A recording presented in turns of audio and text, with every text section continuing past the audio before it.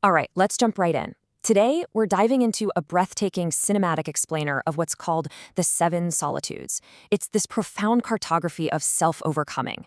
And look, this isn't just some literal story about hiking up a mountain. It's actually a deeply intimate map of our own internal struggles.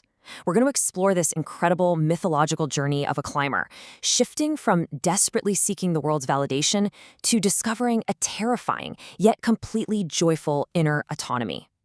It's kind of like opening the first dramatic page of a graphic novel. We start our ascent right at the tree line by just dropping our heavy pack. The climber realizes that their name, their trade, their whole social history, they're really just transitory garments. We shed them, and we understand for the very first time that our social identity was actually just a parable.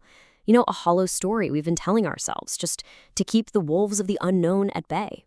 So this really draws the battle lines for our whole narrative. Think about this stark contrast. On one side, you have the heat of the village, which perfectly represents our desperate need for validation and how we cling to a cozy, comfortable social identity. But way on the opposite end, we have the ice of the peak. This is a state of pure, unapologetic, inner self-sufficiency. It's a place where you aren't just looking for the truth anymore, you're actively becoming it. And that's really what this whole explainer is about today, making that massive transition from the stifling illusion of the crowd's warmth all the way up to the pure, powerful isolation of the peak. Now, this psychological ascent actually unfolds across 7 distinct stages. And to really wrap our heads around it, think of this internal journey like a shifting seasonal landscape. We're going to move from the fading late summer warmth of the village, push through a completely barren autumn, and finally arrive in the deep, unforgiving winter of the peak. So, Act 1, Late Summer in the Village, focusing on the shedding. This marks our first solitude. It's that absolutely critical moment where the climber hears the village bells finally fade out into a cold silence, and the real shedding of the social self begins. Stepping into the second solitude, we wander into the thicket of the climber's own mind. And at first, it's noisy, right? The vow of the crowd is still whispering in the rustling leaves of memory, but the climber just sits with it, remaining in absolute silence until those thoughts actually stop being a rehearsal for an audience. This is a massive psychological shift. The thou finally becomes an I. Every single thought transforms from this exhausting public performance into a truly private event of the soul. Then comes the third solitude, and this one is tough. The sources describe it as facing the indescribable terror of being unloved. The warmth of the herd vanishes completely in the frost of the high ridge, and man, it is so tempting to just turn back to the communal fires of the valley. But the climber resists. You have to strike a spark from your own resolve here. It's about finding what the texts call the eternal feminine, basically a nurturing grace that absolutely does not come from other people. It has to begin right there, within the heat of your own heartbeat. Which brings us to Act 2, Autumn in the Ashen Wastes, the intellectual desert and joyful risk. The emotional shedding is done, and now we face a dramatic shift where the stakes get a whole lot higher. Here in the fourth solitude, the stars above offer zero moral map. The architect of cultural memory has absolutely no power here. The climber really has to accept that the universe isn't some grand judge, it's just an indifferent open inkwell. Concepts like good and evil, they just fade away in these ashen wastes. And ironically, by accepting that they are utterly and completely alone, the climber forges a key out of the exact silence that used to cause them so much fear. They finally become their own compass. And once you accept that void, something wild happens in the fifth solitude. The climber suddenly finds this intoxicating joy in danger, literally dancing on cliffs right over the abyss.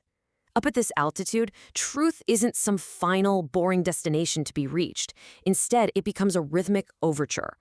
The climber becomes the shadow bard of their own reality, treating existence as this breathtaking dance that they perform entirely alone on the heights. But, well, you can only dance in the thin air for so long, right?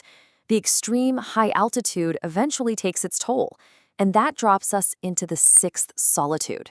This is a soul-crushing weariness. The sources call it the great fatigue of the hermit. The human frame suddenly feels completely inadequate.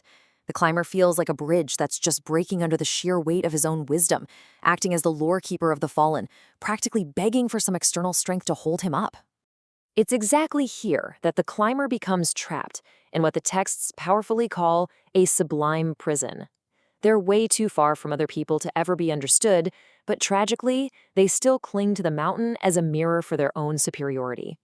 Even in total isolation, The mind plays these tricks, secretly seeking out a divine eye or some kind of witness to validate their hard-earned holiness. It's a brutal internal trap of the ego. Finally, the psychological landscape shifts one last time as we hit Act 3, Deep Winter and the Spring Storm. Embracing the logic of ice. We've reached the climactic 7th solitude. And what's so incredible about this stage is that it isn't defined by some empty void at the peak, but rather by a golden overfullness. Let's look at how this finale builds through 3 distinct steps: the dark fire, the logic of ice, and the creative return. This sequence right here is the ultimate payoff. It's the moment our climber transitions from someone who is merely seeking the truth to someone who actually embodies and becomes it. First up is step 1, the dark fire.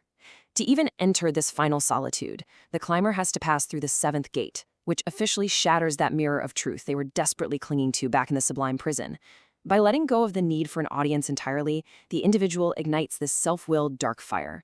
And the beautiful thing about this kind of fire is that it doesn't need an external sky to feed its flames. It exists purely and powerfully just for the one who carries it. Second, we arrive at the logic of ice. Here, the climber becomes a true convalescent of the spirit. They're finally recovering from that deep sickness of needing external validation. They don't need the noise of their own holy hymns or the applause of a crowd to keep burning anymore.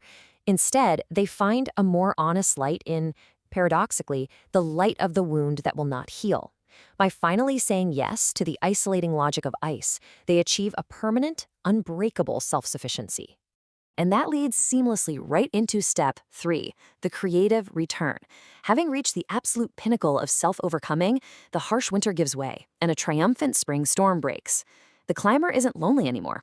Actually, the sources compare them to a cloud charged with lightning, this true force of nature, completely ready to pour their golden abundance and creative grace right back onto the world below. They've fully transformed from a follower into a creator.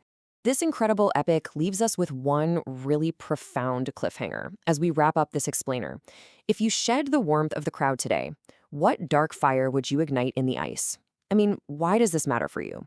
It matters because we are all carrying around this heavy pack of social parables, constantly performing for audiences that aren't really there. So I want you to take a second and really consider what your own inner self-sufficiency looks like. What kind of creative lightning are you capable of pouring back into the world once you finally stop seeking permission?